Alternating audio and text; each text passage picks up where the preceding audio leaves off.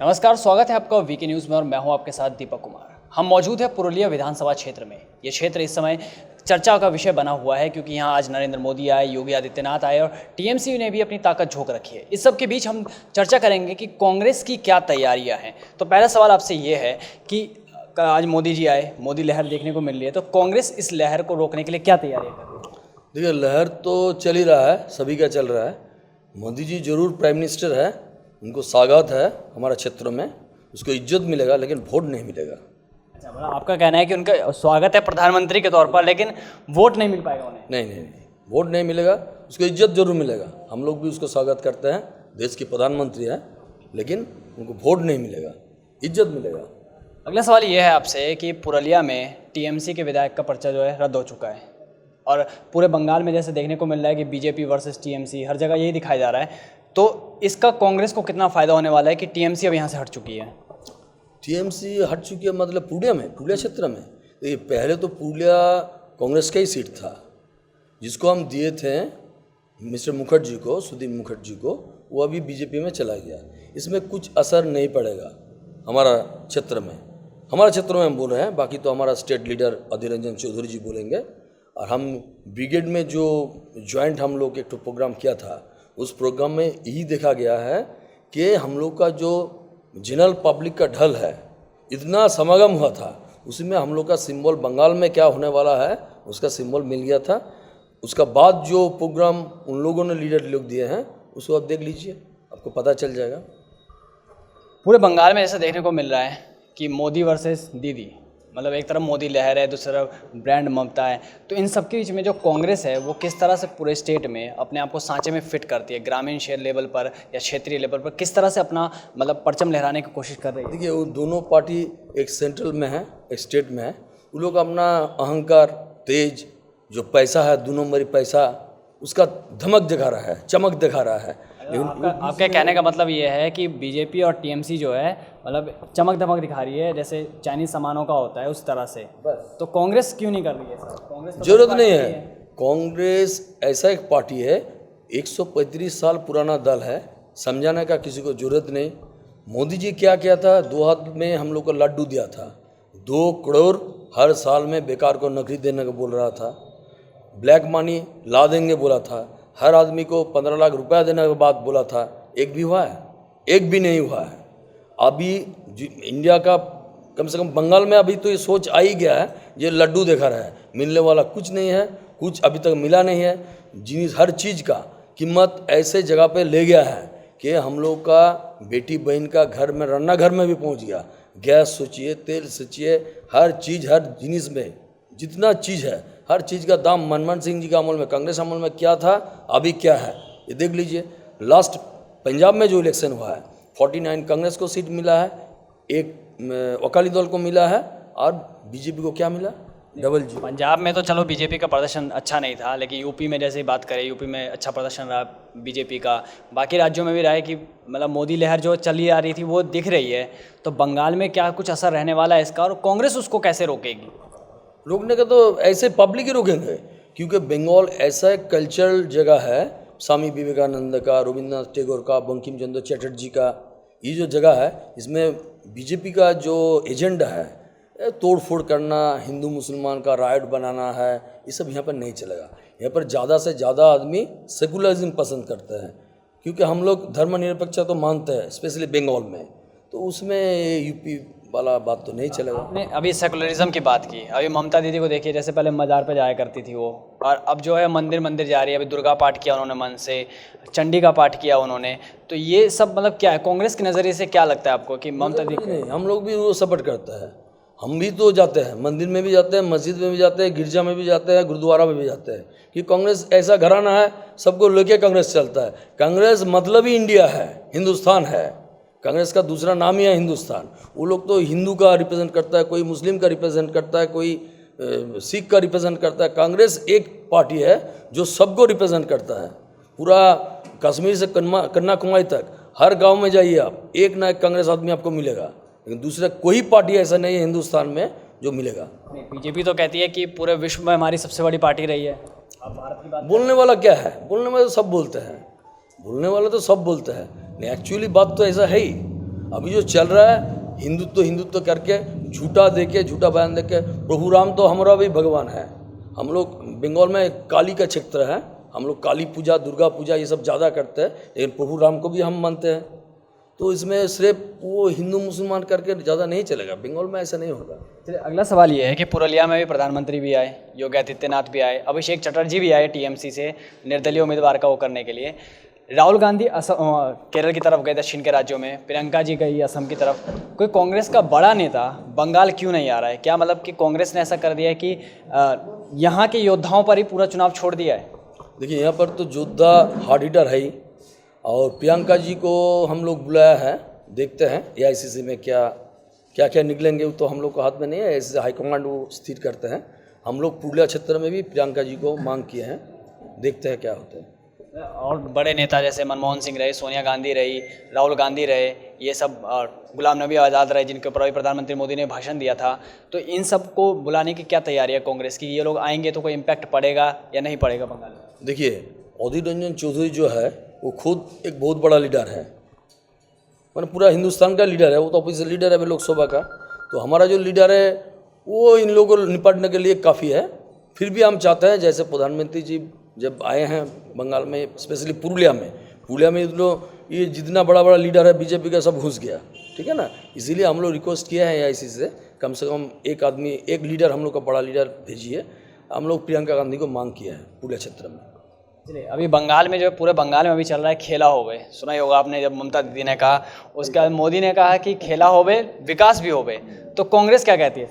कहाँ विकास है? विकास होता तो कोई पार्टी नहीं रहते हैं। अभी क्या विकास हुआ है? वो फिल्म स्टार क्या नाम है उसका, नाना पाटेकर जी। नाना पाटेकर जी एक बात बोले हैं, आप लोग को तो पता ही होगा, उन्होंने बोले हैं कि मोदी जी इतना दिन पोजीशन में रहा, गोदी में रहा प्राइम मिनिस्टर का वजह, तो एक भी बड़ा यूनिवर्सिटी, एक भी बड़ा हॉस्पिटल अगर बनाया होगा तो हम जो मोदी जी प्रॉमिस किए थे 15 लाख देंगे हर आदमी को, जो झूठा वादा किया था, तो उन्होंने कहा हम देंगे। एक दिखाइए जो स्कूल बनाया है, यूनिवर्सिटी बनाया है, हॉस्पिटल बनाया है, सिर्फ हिंदू मुस्लिम करके चल रहा है।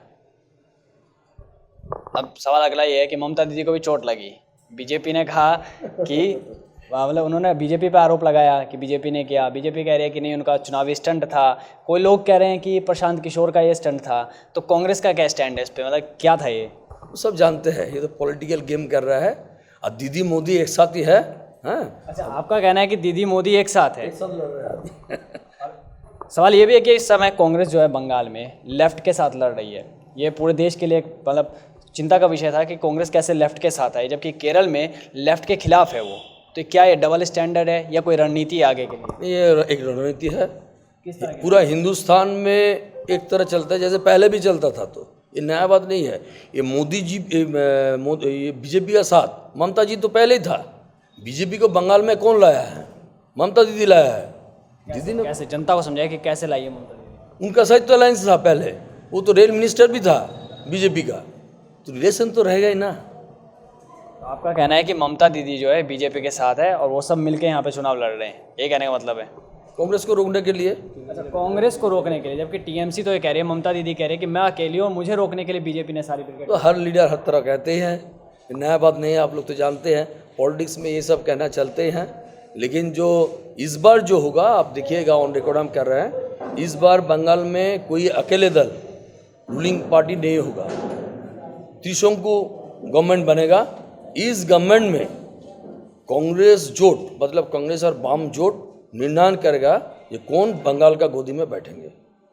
मतलब कांग्रेस और जो वाम जोट है आप लोगों का, वो इस बार निर्णय करने वाले कि टीएमसी या बीजेपी किसके साथ कांग्रेस जाएगी, कांग्रेस के हाथ में मतलब सत्ता की चाबी होगी। कांग्रेस का साथ कौन आएगा ये तो बाद में होगा, बाद में देखा जाएगा। चलिए आखिरी सवाल ये है, कहावत है कि ना हम सफ़र ना किसी हमनशी से निकलेगा, हमारा कांटा है हम ही से निकलेगा। आपके साथ ही रहे हैं सुदीप मुखर्जी, कभी ऐसा माहौल होगा जब इसी टेबल पर बैठ कर चर्चा करते होंगे कि कैसे जिताना है, कैसे हराना है एक दूसरी पार्टियों को, आज वो बीजेपी के साथ हैं, तो उनको कैसे रोकेंगे आप? देखिए 4.5 साल 5 साल एक टेनेंट होता है, वो 4 महीना से 6 महीना तक हम लोग का साथ था, उसका बाद वो नहीं रहा। हम लोग का कांग्रेस का एक रूल्स है कि जो विधायक बनता है वो नेशनल फ्लैग उठाने के लिए 2 दिन आना पड़ता है, आप भी जानते हैं। कांग्रेस का एक तो मैंने मतलब पूरा कांग्रेस का रूल्स है 15 अगस्त और 26 जनवरी हम लोग झंडा लहराता है देश का, जनगण मन अधि गाते हैं, वंदे मातरम गाते हैं। ये 4.5 साल में वो लोग एक बार भी पार्टी में सुधीर मुखर्जी नहीं आया। लास्ट एमपी इलेक्शन जो रहा है उसमें भी आप देखे होंगे जो बीजेपी का साथी दिया था, दिल्ली में भी किया था, दिल्ली मिनिस्टर लोगों के साथ भी मिला था बीजेपी में। तो हम लोग छोड़ ही दिए थे 4.5 साल पहले से ही वो कांग्रेस का साथ नहीं है। अभी 4.5 साल से वो बगावत के उस पे थे, आपका कहना यही है? बगावत में ही है, मैंने रहा ही नहीं था। हम लोग के पास जितना कैडर है या हम लोग का जो लीडर है उन लोग के साथ उठना पड़ना नहीं था, कुछ काम भी नहीं किया था, एक भी काम नहीं किया था। हम लोग का तरफ से जो डायरेक्शन दिया गया था, हम पीसीसी का सेक्रेटरी है, वेस्ट बंगाल का हम सेक्रेटरी भी है, वेस्ट बंगाल प्रदेश कांग्रेस का हम सेक्रेटरी भी है। हम लोग जो डायरेक्शन भेजते हैं पब्लिक का काम के लिए, जहाँ हम उनको कहते थे ये करो वो करो, वो कुछ नहीं करता था, वो अपने मर्जी से चलता था। हम लोग के साथ कोई रिश्ता नहीं था 4.5 साल तक। तो अभी जैसे सुदीप मुखर्जी के नाम पे पिछली बार कांग्रेस को वोट मिले थे, इस बार आप खड़े हो रहे हैं, तो सुदीप मुखर्जी का नाम जो चल रहा था पुरुलिया क्षेत्र में, कैसे कुछ कांग्रेस को नुकसान होगा यहाँ पे? सुदीप मुखर्जी का नाम में कैसे इलेक्शन होगा? उसका हैंड सिंबल दिया गया था। अगर सुदीप मुखर्जी का नाम पे ही सब कुछ होता तो वो तो अपने निर्दल कैंडिडेट से भी जीत सकता था। वो कांग्रेस मतलब रूलिंग एमएलए था, फिर उनको टिकट मिलने वाला था। तो ऐसा बात होता तो किसी जगह पे जाके खड़ा होकर जीत सकता है।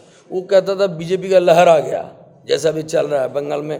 बीजेपी का तो मीडिया बहुत स्ट्रांग है, अभी यही चल रहा है कि बंगाल में पूरा चल रहा है, बीजेपी की लहर चल रहा है, बीजेपी का लहर चल रहा है। वो थोड़ा धंधाबाज हो गया और क्या करेगा। चलिए, एक आखिरी सवाल ये है आपसे कि अभी राकेश टिकैत जी आए थे नंदीग्राम, हाँ राकेश टिकैत किसान नेता हैं, और यहाँ पे उन्होंने कहा कि मेरे को दीदी ने बुलाया है, टीएमसी ने बुलाया है, इसलिए मैं आया हूँ दीदी के कहने पर। जबकि दिल्ली के बॉर्डर पर राकेश टिकैत ये कहते हैं कि कांग्रेस हमारे साथ है, तो वो कांग्रेस के लिए क्यों नहीं आए यहाँ पर? देखिए, कांग्रेस ऐसा पार्टी है, अगर आप सोचते हैं कि ऐसा कुछ करना है जो देश का हित में है तो खुद आना पड़ेगा आपको। आप देखिए दिल्ली में उन लोगों का जितना हेल्प कर रहा है वो कांग्रेस कर रहा है। टीएमसी एक छोटा पार्टी है, अभी हर आदमी का ये हो गया अपने मन में बीजेपी का रोकना है तो सिर्फ कांग्रेस कर सकता है। बंगाल तो पूरा हिंदुस्तान नहीं है, तो अभी देखिए माइनॉरिटी जितना आदमी है वो भी सोच लिया कि अभी बीजेपी को रोकने के लिए कांग्रेस का हाथ पकड़ना है। तो हर आदमी को, बंगाल जो सेकुलर आदमी है, जो देश को भला चाहते हैं, वो लोग यही सोचते हैं कि अभी कांग्रेस का हाथ पकड़ना है। एक सवाल ये है आपसे कि टीएमसी कहते हैं कि हम सेकुलर पार्टी है, कांग्रेस कह रही है, आप कह रहे हैं कि हम सेकुलर पार्टी हैं, तो जनता किसकी तरफ जाए ज़्यादा? मतलब जनता को किस पे भरोसा हो, किन वादों पर भरोसा हो, क्या वादे लेके आ रही है कांग्रेस यहाँ की जनता के लिए?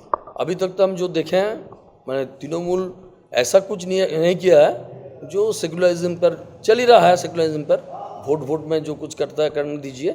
फिलहाल देखिए, कांग्रेस ऐसा पार्टी है, कांग्रेस का कुछ एजेंडा होता है, कांग्रेस का एक संविधान है, 135 साल पुराना है। हम लोग अपना जो लीडर है, इंदिरा गांधी जी बोलिए, राजीव गांधी जी बोलिए, देश के लिए, धर्मनिरपेक्षता के लिए, देश को अखंड रखने के लिए अपने जान दिया है। बीजेपी का एक नाम बोलिए तो जो देश के लिए कुर्बानी दिया है नहीं है। कुर्बानी का जो इतिहास है वो सिर्फ कांग्रेस का ही है, बस। अभी राहुल गांधी जी ने मछली पालन की बात कही थी, और बंगाल में मछली खूब खाई जाती है, और उन्होंने कहा था कि मछली पालन का मंत्रालय बनाएंगे। आपको मालूम होगा कि मछली पालन मंत्रालय बन चुका है पहले से, गिरिराज सिंह उसके मंत्री रहे हैं। तो इस बात पर क्या कांग्रेस को यहाँ कोई नुकसान होने वाला है? नहीं, ऐसा कुछ होने वाला नहीं है। बंगाल में चावल और मछली का चल है ही, इसमें तो अच्छा ही किया है। मछली मिनिस्ट्री तो है ही, बंगाल में है ही मछली का मिनिस्ट्री। नहीं, राहुल गांधी ने बयान दिया था ना कि हम मंत्रालय बनाएंगे अलग। तो अच्छा है, तो बंगाली लोग खुशी होगा इसमें। मंत्रालय तो पहले से बना हुआ है, तो क्या बनाएंगे? उसको डेवलपमेंट करेंगे हम लोग। वो जो बना है वो बोर्ड बना के रख दिए हैं हम लोग। बंगाली लोग के लिए जो बोला है राहुल जी ने, तो ज़रूर उसको डेवलपमेंट करेंगे हम लोग। चलिए, बंगाल की जनता के लिए आपका आखिरी संदेश क्या होगा? आखिरी संदेश तो ये होगा, कांग्रेस को लाइए, देश को बचाइए, देश को अखंड रखिए, धर्मनिरपेक्षता प्रतिष्ठा हो। और बंगाल का जो हिस्ट्री है, बंगाल पहले जो सोचता है पूरा हिंदुस्तान काल सोचता है, ये आप जानते हैं। तो हम लोग यही कहते हैं, इसी दिशा पे कांग्रेस ही एक पार्टी है जिसका एजेंडा, जिसका मन एक तरफ होता है। जो हम लोग यही चाहते हैं कि बंगाली अगर ऐसा सोच ले कि हम लोग देश के लिए अच्छा करेंगे, तो कांग्रेस को ही लाना होगा। फिर हिंदुस्तान तो आगे बढ़ेगा ही। हिंदुस्तान तो अभी भी आगे बढ़ रहा है। कहाँ बढ़ रहा है?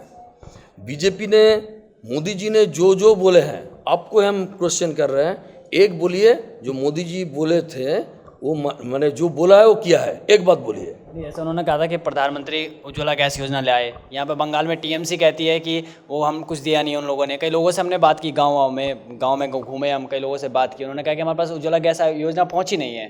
तो यहाँ पे ये लड़ाई देखने को मिल रही है कि केंद्र की और राज्य सरकार की। तो जब ये त्रिकोणीय सरकार बनेगी तो क्या इससे जनता को नुकसान नहीं होगा? नहीं नहीं, अभी तो देखिए पूरा देश में, अभी झारखंड में देखिए ना कैसे बढ़िया चल रहा है। कांग्रेस और झारखंड जो गवर्नमेंट बनाया है बढ़िया चल रहा है, उसमें असुविधा नहीं है कुछ। कांग्रेस तो अपना जो नीति है उस नीति से नहीं हटेंगे। हमारा नीति सभी को अपनाना पड़ेगा। हम लोग जो अभी आपने कहा नीति से नहीं हटेंगे, तो यहाँ पे आप वाम दल के साथ, केरल में वाम दल के विपक्ष में, तो ये कैसी नीति है? वो तो स्टेट वाइज लीडरशिप बनाना पड़ता है। जैसे आप सोचिए ना, आप जो बोले मछली के बारे में, अगर वो दूसरे स्टेट में हो जाएगा तो नहीं होगा। जो जो स्टेट होता है, स्टेट का अलग अलग कुछ एजेंडा होता है। केरला में तो है ही, केरला में हम लोग लड़ रहे हैं लेफ्ट से, लेकिन ये भी हाँ, ये तो चल रहा है यहाँ पे चल रहा है, मतलब कि वाम दल के यहाँ पे साथ पूरी कांग्रेस है। तो ये थे हमारे साथ पुरुलिया के विधायक